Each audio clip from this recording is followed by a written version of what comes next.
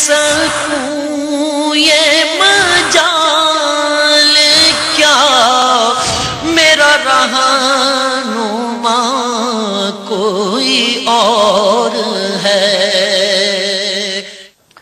الحمدللہ رب العالمین والصلاة والسلام علی سید الانبیاء والمرسلین، اما بعد فاعوذ باللہ من الشیطان الرجیم، بسم اللہ الرحمن الرحیم۔ الفرقان پروگرام کے سلسلے میں عقائد کا بیان چل رہا تھا، اور عقائد کے ضمن میں ہم انبیاء علیہم السلام سے اور نبوت اور رسالت سے متعلق عقائد کے بیان پر آئے تھے، اور ان کے بھی مختلف پہلوؤں پہ کلام کرتے ہوئے اب ہم نبی کریم صلی اللہ علیہ وسلم کے بارے میں کلام کر رہے تھے۔ آج کے ہمارے پروگرام میں تھوڑا سا پچھلے ٹاپک کو بھی لے کے چلیں گے اور ایک نیا ٹاپک بھی شامل کریں گے۔ پچھلا تو یہ ہے کہ نبی کریم صلی اللہ علیہ وسلم کو تمام مخلوق پر اللہ تبارک و تعالیٰ کی طرف سے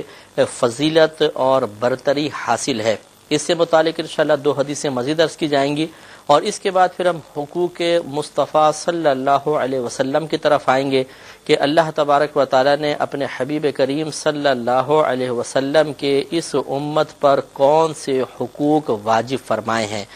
اور نبی کریم صلی اللہ علیہ وسلم کی شان میں گستاخی سے متعلق اب انشاءاللہ کلام ہوگا، لیکن وہ غالباً اس پروگرام میں نہیں ہو سکے گا، لیکن انشاءاللہ مستقبل میں ہم اس ٹاپک کو بھی لیں گے کہ نبی کریم صلی اللہ علیہ وسلم کے شان میں گستاخی کرنے کا کیا شرعی حکم ہوتا ہے، اور قرآن و حدیث اس کے بارے میں کیا کہتے ہیں۔ لہٰذا بات چل رہی تھی نبی کریم صلی اللہ علیہ وسلم کے ان فضائل و کمالات کے بیان کی کہ جن کی بنا پر آپ تمام مخلوق سے افضل اور اعلیٰ نظر آتے ہیں۔ حضرت ابن عباس رضی اللہ تعالی عنہ اس حدیث پاک کے راوی ہیں۔ ترمذی کی روایت ہے، حدیث نمبر 3549 یہ حدیث ہے۔ حضرت ابن عباس فرماتے ہیں کہ جلس ناس من اصحاب رسول اللہ صلی اللہ علیہ وسلم ینتظرونہ، یہ کہتے ہیں کہ نبی کریم صلی اللہ علیہ وسلم کے اصحاب میں سے، صحابہ میں سے بعض لوگ بیٹھے تھے اور نبی کریم صلی اللہ علیہ وسلم کا حجرے سے باہر آنے کا انتظار کر رہے تھے۔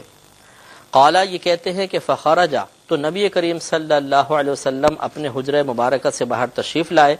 حتی اذا دنا منہم، یہاں تک کہ جب نبی کریم صلی اللہ علیہ وسلم ان صحابہ کے قریب ہوئے، سمعہم یتذاکرون، تو نبی کریم صلی اللہ علیہ وسلم نے سنا کہ وہ آپس میں کوئی مذاکرہ کر رہے تھے، فسمع حدیثہم، تو نبی کریم صلی اللہ علیہ وسلم نے ان کی گفتگو کو سن لیا۔ فقال بعضهم، تو ان میں سے بعض یہ کہہ رہے تھے یا بعض نے یہ کہا کہ عجباً، بڑا تعجب ہے کہ ان اللہ عز وجل اتخذ من خلقہ خلیلا اتخذ ابراہیم خلیلا،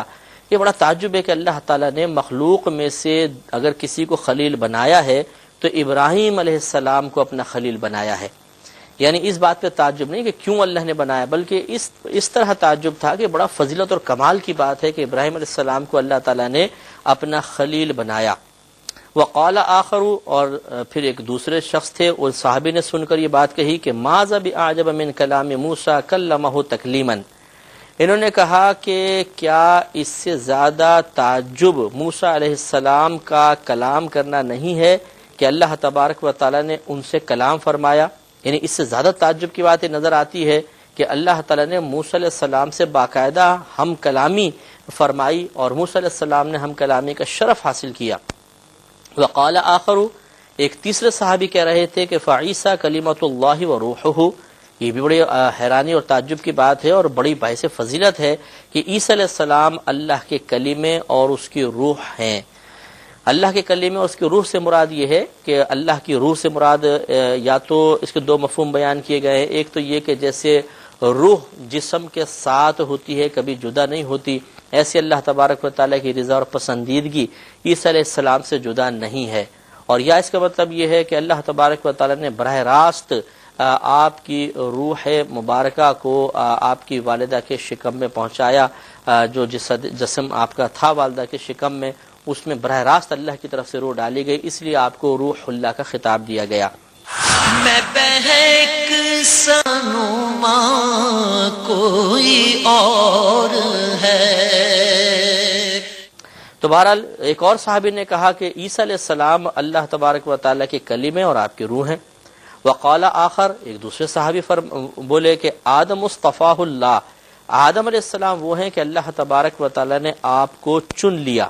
اس لیے آدم علیہ السلام کو صفی اللہ کہا جاتا ہے۔ اب نبی کریم یہ بات سن رہے تھے، فخرج علیہم، تو نبی کریم صلی اللہ علیہ وسلم ان پر تشریف لے آئے، فسلم، تو آپ نے انہیں سلام فرمایا، وقال قد سمعت کلامکم، آپ نے فرمایا کہ بے شک میں نے تم لوگوں کا کلام سن لیا ہے، وعجبکم ان ابراہیم خلیل اللہ، تمہیں یہ بات پسند آئی ہے، اس بات نے تمہیں تعجب میں مبتلا کیا کہ ابراہیم علیہ السلام اللہ کے خلیل ہیں؟ سرکار نے فرمایا وَهُوَ كَذَلِكَ، ہاں وہ اسی طرح ہے، اس میں کوئی انکار نہیں۔ وَمُوسَى نجی اللہ، اور موسیٰ علیہ السلام اللہ تبارک و تعالیٰ کے نجی ہیں، یعنی اللہ تبارک و تعالیٰ کے سے مناجات کرنے والے ہیں۔ وَهُوَ كَذَلِكَ، سرکار نے فرمایا ہاں یہ بھی اسی طرح ہے، اس میں کوئی انکار نہیں۔ وَعِيسَى روح اللہ وَكَلِمَتُهُ وَهُوَ كَذَلِكَ، سرکار نے فرمایا اور عیسیٰ اللہ تعالیٰ کی روح اور اس کے کلیمے ہیں، اور یہ اسی طرح ہے، اس کا بھی انکار نہیں۔ وآدم اصطفاہ اللہ وهو كذلك،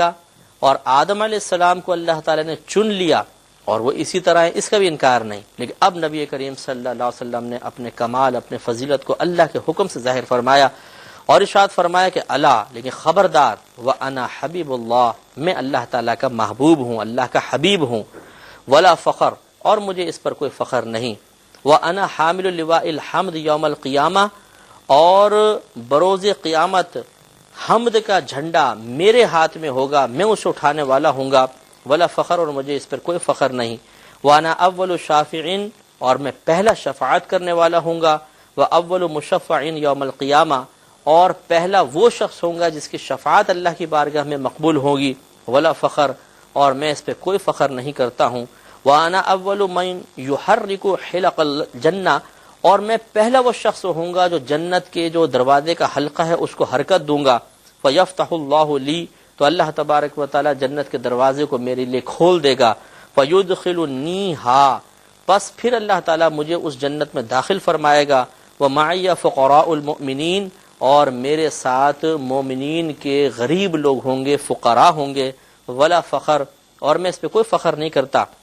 وَأَنَا أَكْرَمُ الْأَوَّلِينَ وَآخِرِينَ وَلَا فخر، اور میں پہلے والوں سے بھی سب سے زیادہ محترم اور مکرم ہوں، اور بعد میں آنے والے بھی تمام لوگوں سے زیادہ اللہ کی بارگاہ میں مکرم ہوں، ولا فخر، اور مجھے اس پہ کوئی فخر نہیں ہے۔ اس سے معلوم ہوا کہ نبی کریم صلی اللہ علیہ وسلم نے تمام انبیاء علیہ السلام کی فضیلت کا اقرار فرمایا، لیکن پھر اپنی فضیلت کے وہ پہلو بیان فرمائے جو آپ کے علاوہ کسی کو بھی حاصل نہیں، اور جن کی بنا پر